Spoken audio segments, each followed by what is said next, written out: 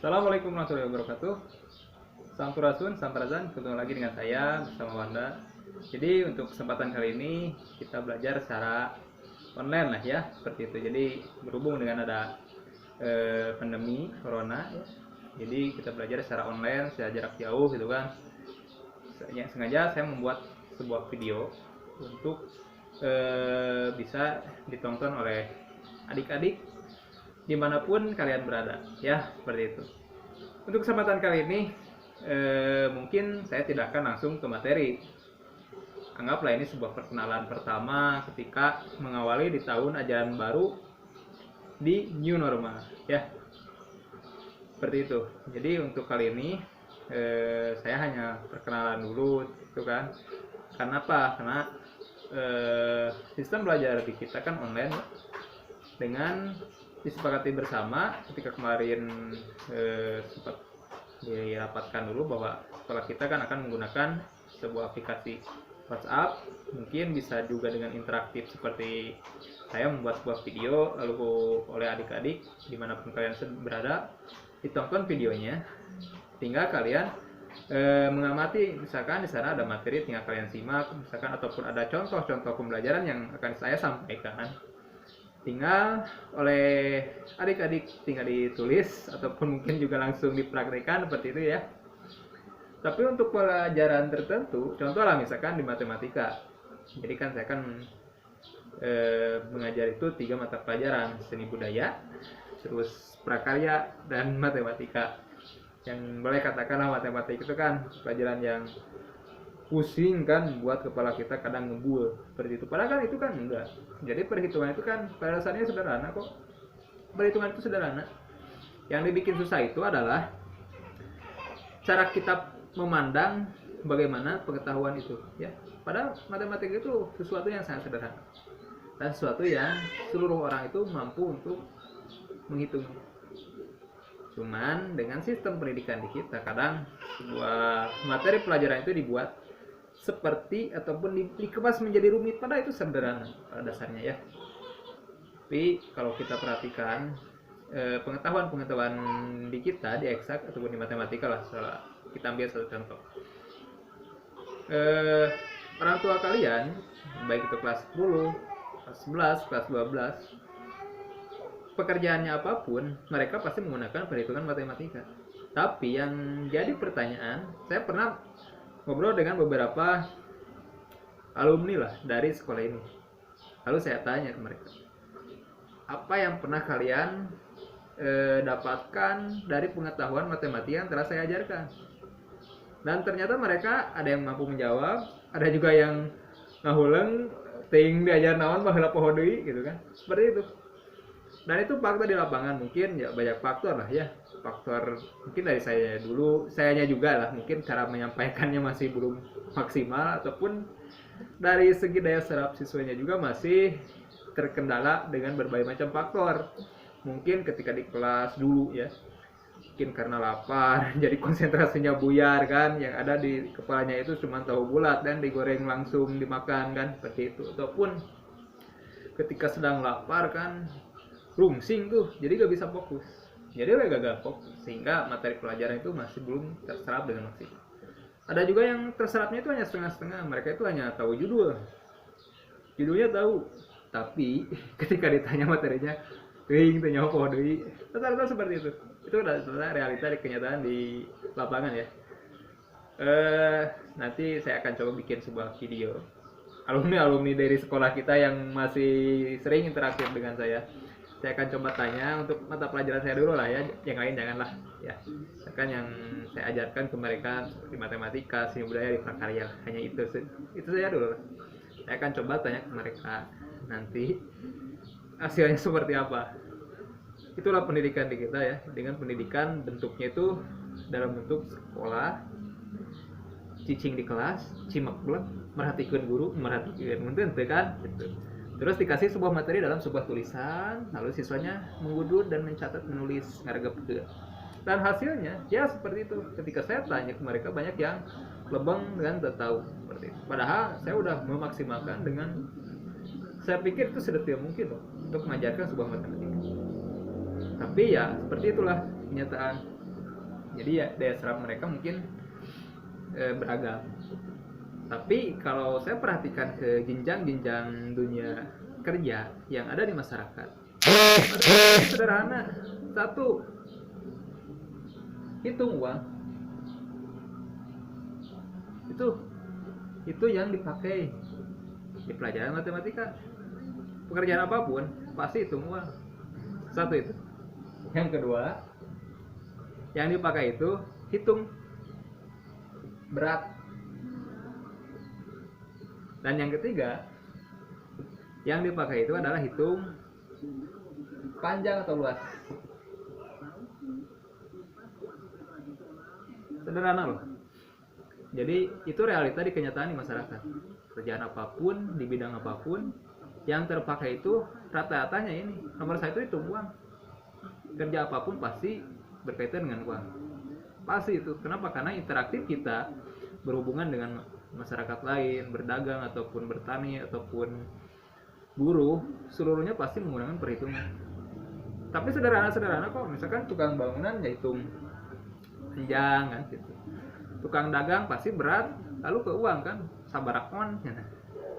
Di masyarakat kan gitu, bilangnya itu on, padahal kan aslinya ons-nya pakai s gitu kan. Tapi ya itu dia dialog masyarakat kan beda-beda tergantung kebiasaan kan, seperti itu. Terus hitung kintal, ton kan atau kubik, itu rata-rata di masyarakat itu gak terlalu banyak kan. Tapi yang namanya jenjang pendidikan di jangan terlalu jauh lah, untuk di MTS ya ataupun untuk di SMP yang baru masuk mungkin ya ke Alia sekarang kan. Mungkin dulu ada yang dari MTS, ada yang dari SMP kan. Sekarang kan beragam. Ada yang namanya trigonometri, mungkin pasti belajar. Terus ada yang namanya trigonometri juga kan, ada sinus, kosinus segala macam kan. Terus ada yang namanya aljabar, mencari X dan Y. Terus saja kita cari X dan Y, bingung kan gitu. Tepiran dengan X yang Y, teh hese atuh gitu kan. Ting dengar rata-rata seperti itu. Seperti itu realita di kenyataan. Meskipun ada juga yang bisa kok. Ada yang sampai mampu perhitungan aljabarnya lancar, mencari X dan Y-nya itu bisa.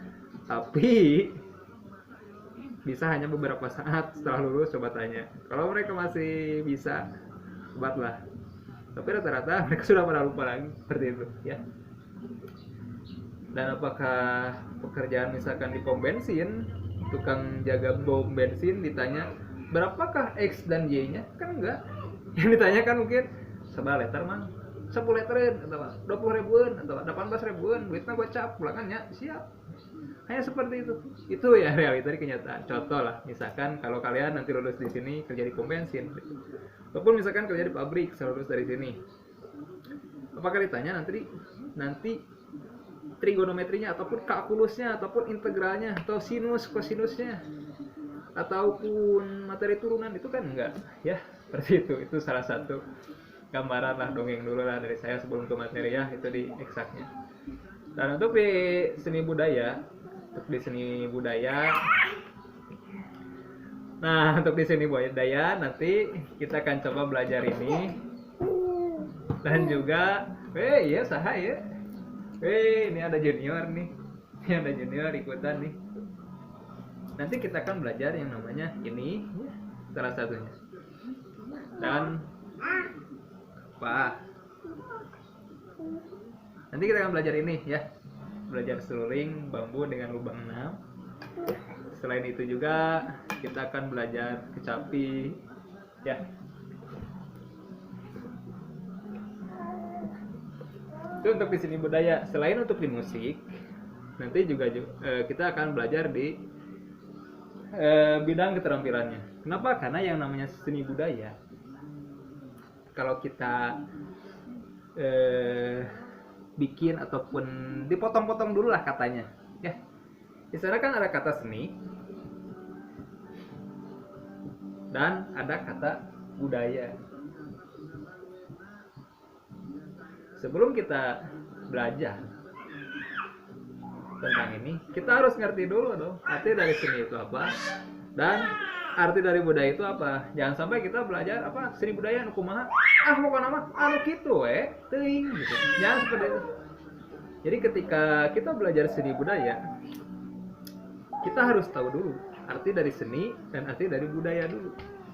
Baru ketika disatukan, dipadukan, ditunggalkan, menjadi lebih paham. Ya. Jadi seni itu beragam. Seni itu unik ya. Bahkan guru saya waktu dulu SMA mengatakan bahwa seni itu hasil dari cipta, rasa, karsa manusia untuk berkomunikasi antara apresiator dan kreator. Itu dikatakan seni. Menurut beliau, ya, itu menurut guru saya lah. Dia sangat hebat dalam seni menggambar. Hebat. Dan beliau masih ada, ya, masih ada tapi sudah pensiun. Jadi guru waktu saya dulu SMA. Jadi menurut beliau itu seni itu adalah hasil cipta, rasa, karsa manusia untuk berkomunikasi antara apresiator dan kreator. Jadi seni itu harus ada ciptanya. Jangan hanya sekedar kata. Meskipun ada seni kata, contohnya puisi ataupun tulisan-tulisan kan. Tapi seni itu harus ada ciptanya. Misalkan seni ciptanya ada bentuknya, ada alat musiknya dan mampu kita memainkannya. Seperti itu. Jadi hasil cipta itu ada penciptanya. Cipta, rasa. Jadi yang namanya seni itu bermain dengan sebuah rasa. Bukan hanya sekedar ditiup, pungkul. Kalau alat seperti ini, ya. Itu ada cipta dan ada karsa. Cipta, rasa, karsa bentuknya kan. Cipta rasanya yang feel kitanya dalam menyajikan sebuah aluran musik ataupun tarian ataupun apapun itu. Itu seni. Nah, untuk berkomunikasi nih, ada komunikasi nih antara apresiator dan kreator. Maksudnya gini. Jadi seni itu harus saling komunikasi, apresiator dan kreator. Apresiator itu yang mengapresiasi ataupun yang mengamati. Sedangkan kreator itu yang menciptakan. Jadi ada yang mencipta dan ada yang penikmat. Jadi menyatu dan saling kolaborasi, saling mengisi. Jadilah tercipta sebuah seni. Itu definisinya menurut ya kan. Saya juga dulu belajar dari guru saya waktu SMA, ya seperti itu. Sedangkan yang namanya budaya itu beragam. Tiap tempat itu budayanya beragam loh. Bagi adik-adik kalian ya, sedang di rumah ataupun yang sedang nonton, kadang kan kalian mungkin jarang bepergian ke luar negeri atau jangan dulu keluar negeri lah, keluar kota mungkin jarang lah ya. Tapi bagi yang sering pergian keluar kota, coba perhatikan budaya-budaya mereka, unik loh. Kalau di Cianjur kan seperti ini, tempat lain seperti itu beragam. Makanya kita harus menjaga budaya tersebut dan harus mampu beradaptasi, dan juga jangan sampai kita menjelek-jelekan budaya lain atau menjudgment bahwa kita yang paling benar. Jangan. Karena tiap orang dan tiap tempat, tiap daerah itu memiliki kebiasaan masing-masing dan kita harus toleransi terhadap budaya-budaya mereka, jangan mengganggu mereka dan jangan mengaku bahwa diri kita itu paling benar. Ya. Ketika terjadi seperti itu akan terjadi kerukunan. Tapi kalau kita selalu mengutamakan perbedaan antar budaya A, budaya B, budaya C, yang ada itu adalah bentok-bentokan. Saling hantam, saling hancurkan, saling serang, saling jelekan, itu jangan. Ya, jangan. Jadi budaya itu hasil dari sebuah kebiasaan yang dibiasakan menjadi sebuah habit, menjadi sebuah kebiasaan sehari-hari, dilakukan terus-terusan oleh segelintir orang tertentu, komunitas tertentu, kelompok tertentu di suatu tempat tertentu. Terciptalah sebuah budaya gitu. Nah, kalau kita satukan nih seni budaya, berarti ada sebuah benda ataupun apapun yang diciptakan di tempat tertentu, di komunitas tertentu, menjadikan sesuatu, itulah menjadi seni budaya. Makanya seni budaya itu luas. Seni budaya itu bukan hanya sekedar musik, bukan hanya sekedar misalkan nanti nari gitu kan, seperti itu, ataupun budaya bela dirinya kan, siap-siap segala macam gitu, enggak. Ataupun budayanya itu membuat sebuah kerajinan, itu luas. Jadi seni budaya itu kalau kita jelaskan lagi itu luas. Cuman kalau di sekolah yang namanya seni budaya tidak akan lepas dari 4 faktor ataupun 4 hal ya.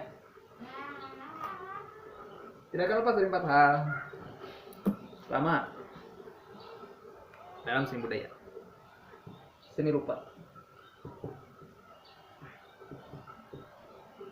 Itu yang pertama. Nah, yang kedua, seni musik. Yang kedua, tiga,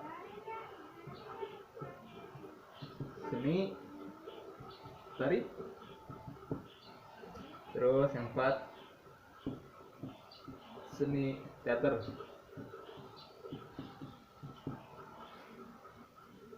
Jadi pelajaran kelas 10 atau kelas 1, kelas 11 atau kelas 2 nya, terus kelas 12 ataupun kelas 3. Nah ya kene. Jadi muter dia kene. Itulah pendidikan di kita. Jadi pelajaran itu di kita diputarkan bukan ceregan ya.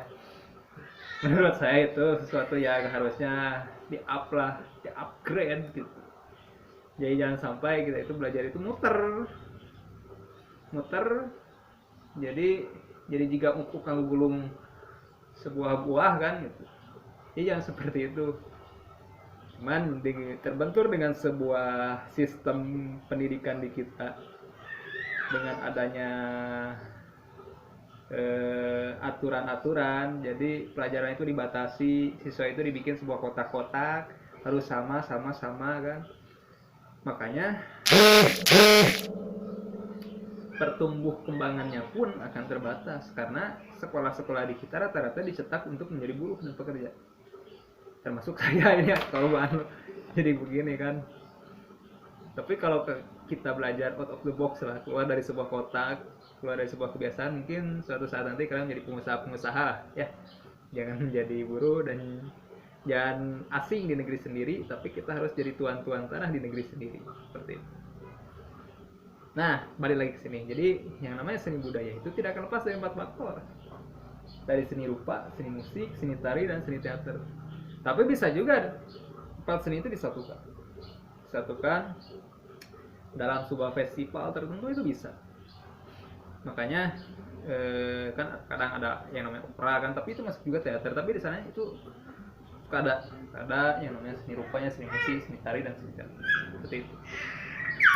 Nah, itu materi kelas 10, 11, kelas 12 tidak akan lepas dari ini. Ataupun materi MTS lah.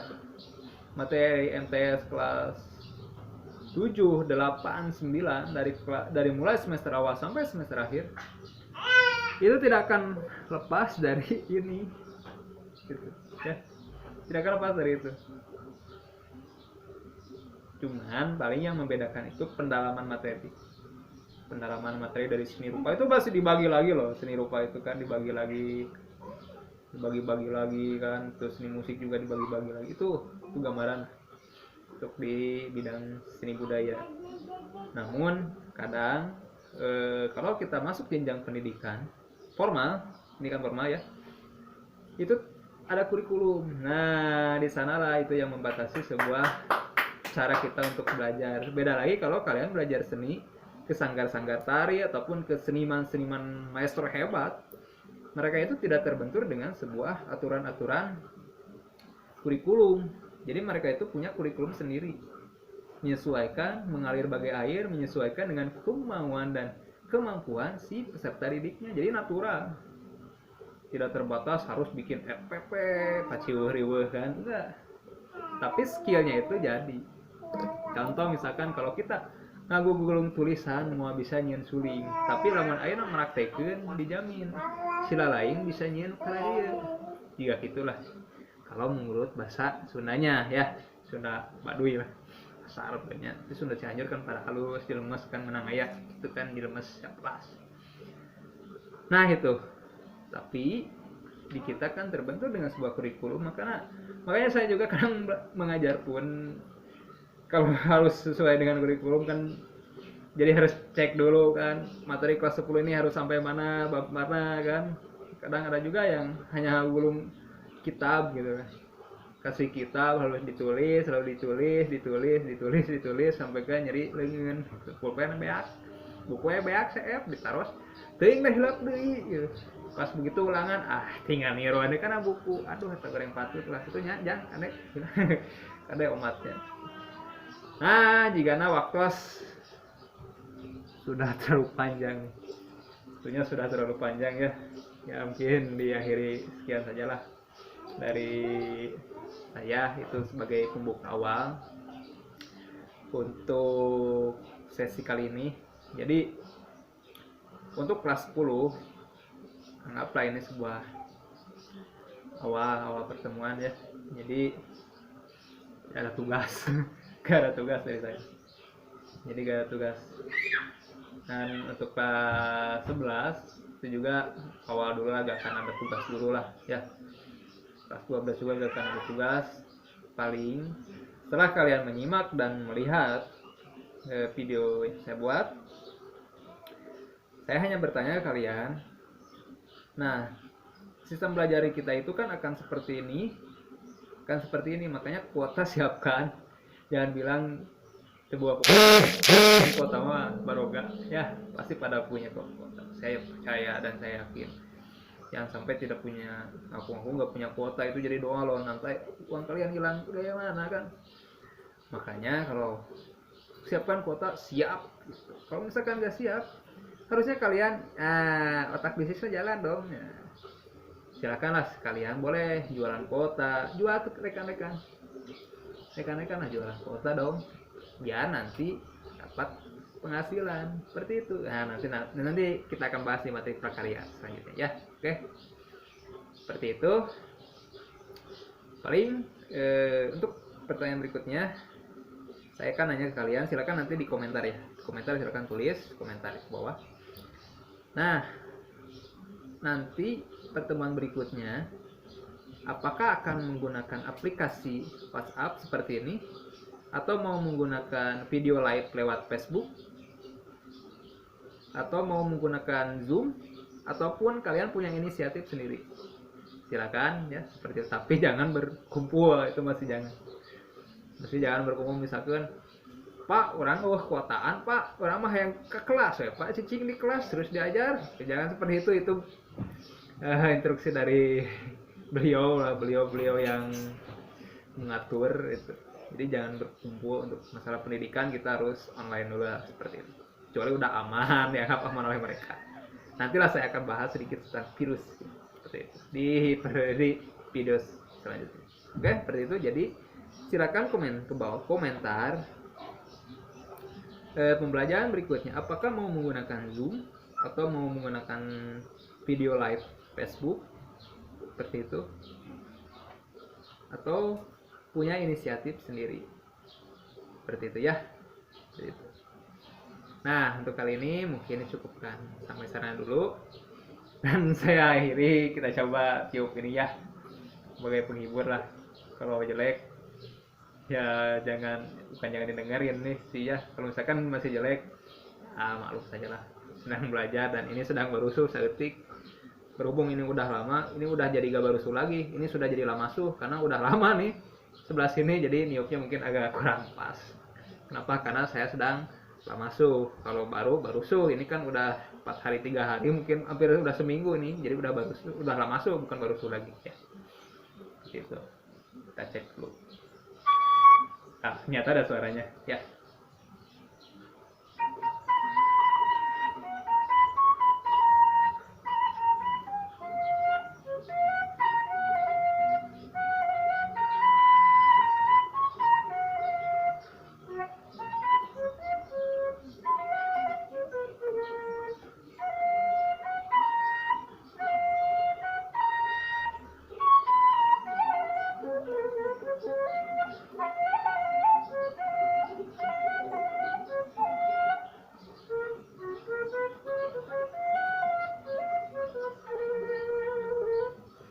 Nah, cukupkan sekian. Sampai ketemu lagi di lain kesempatan. Ya, assalamualaikum warahmatullahi wabarakatuh. Rahayu, rahayu.